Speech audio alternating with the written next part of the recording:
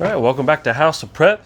My name's Jerry. I wanted to attempt to do this video outside today. It's raining, but the temperature's holding around 60 degrees right now. Birds are singing and chirping in the background. Hey, it's supposed to be winter. I'm in my short sleeves, so I'm ready to go. Gas prices.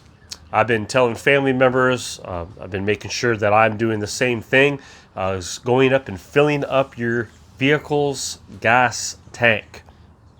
On a rule of thumb, if I'm getting down to that quarter tank, I'm already starting to shake. I'm already like, okay, I want to keep my gas up. I don't want to ever let it go down. That's just normal times. But right now, with the way the world is, not knowing what the prices are going to do, not knowing what the supply is going to end up doing, it's just better just not let it get very low at all. Just keep it topped off. Just keep the gas in it.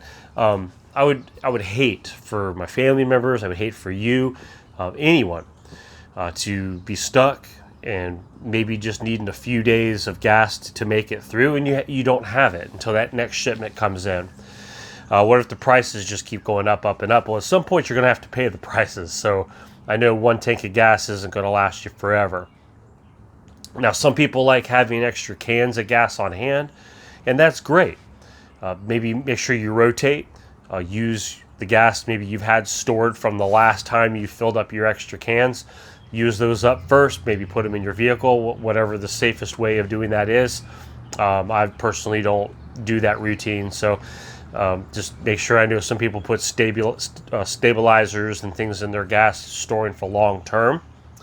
So make sure you do that as well if you're trying to keep your gas stored for a little longer than a few months or so. And any type of equipment that you use, let's say generators, make sure you have the gas that you need for those as well. What about propane? Absolutely. I've seen propane run out before. I've seen in the past couple years where you couldn't find propane tanks, where there was shortage on the metal material, or it was delivery issues, whatever the case is, and the cost. Okay, whatever you're buying your propane at today, you're going to save money in the long run if those prices continue to go up. Any type of fuel.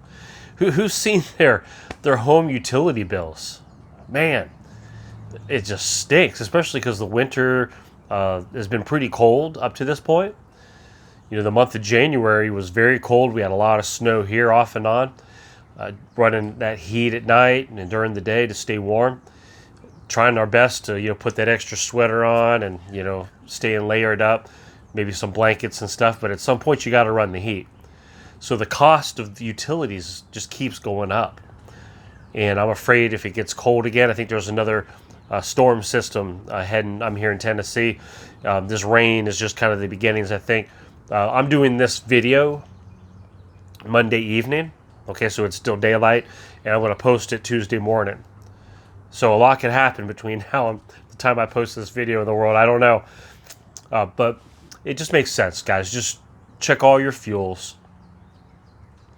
Have an extra fuel on hand, even for if you have the oil lights, the oil candles and things in your home, having fuel for that. Propane, we talked about the large propane tanks for your grill. But what about maybe some individual propane? Who has those heater buddies, right? The little Mr. Heater buddy heaters. I'll try to remember to put a link to one of those heaters in my link because it's still wintertime. Some of you guys are still looking for ideas. Hey, how do I heat my home? I'll give you an example of one. Anything you guys order that's on one of my links, I get a small commission. You can do your normal shopping off my link.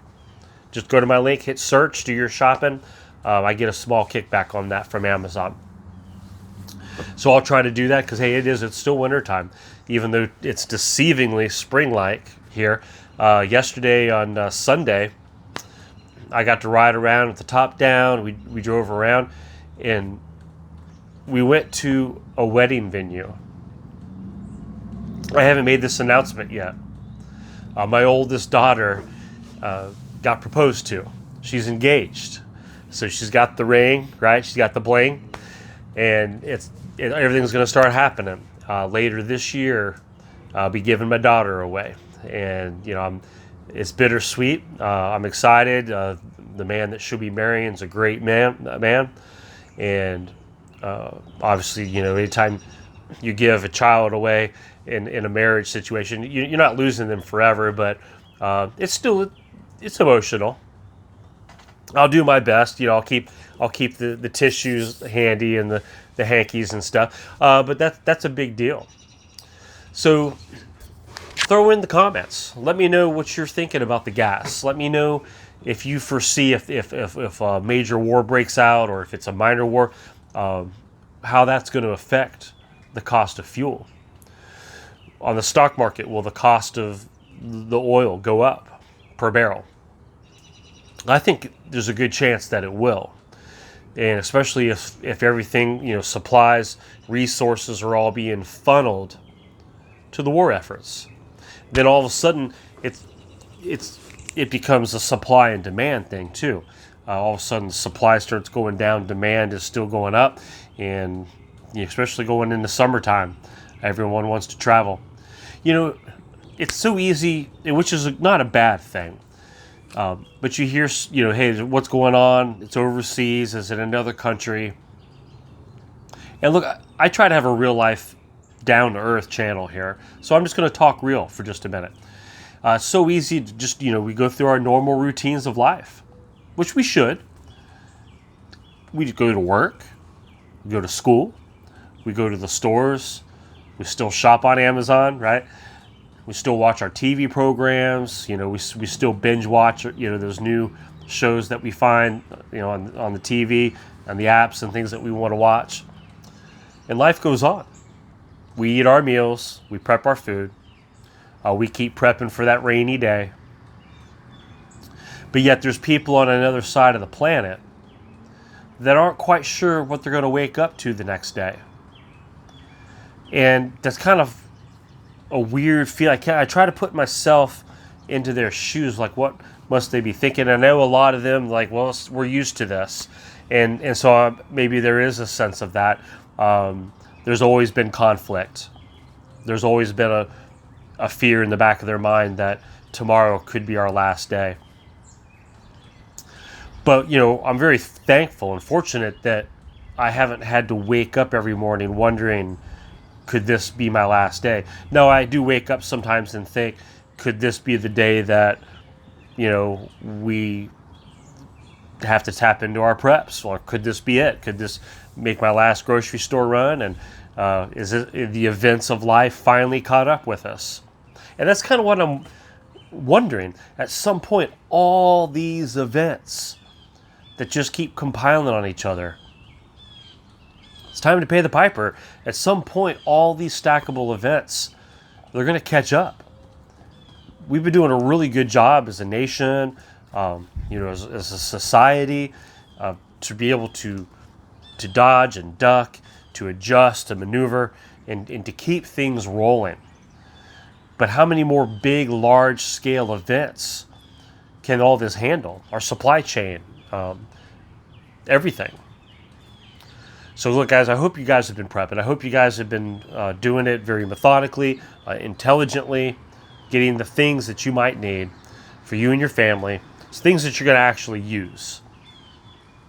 And if nothing happens, things that you can rotate and continue to use and always maintain that sense of security, that insurance policy, that backup to items, whether it's food, water, ways to grow food, ways to filter water, ways to cook food, right?